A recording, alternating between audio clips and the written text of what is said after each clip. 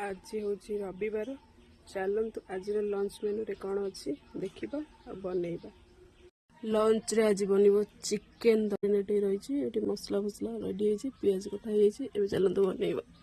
कढ़ई गरम हो गला तेल पकेबा। प्रथम आलू भाजीदबा। आलू आमर भाजी हो गला आलू को काढ़ीदबा। तेल गरम हो गले दबा गोटा मसला पकड़ फुटन फुटीगला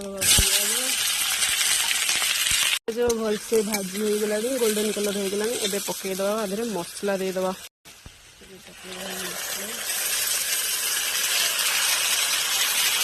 मसला पकई जीरा गुंड धनिया गुंड चिली पाउडर मसला ये आम भलसे कषी हो गला ए पकईदबा चिकेन।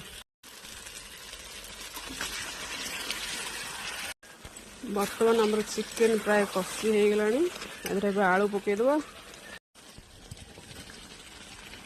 चिकेन तरकारी आमर हो गला टे पकईदबा गरम मसला पकई ओल्लईदबा।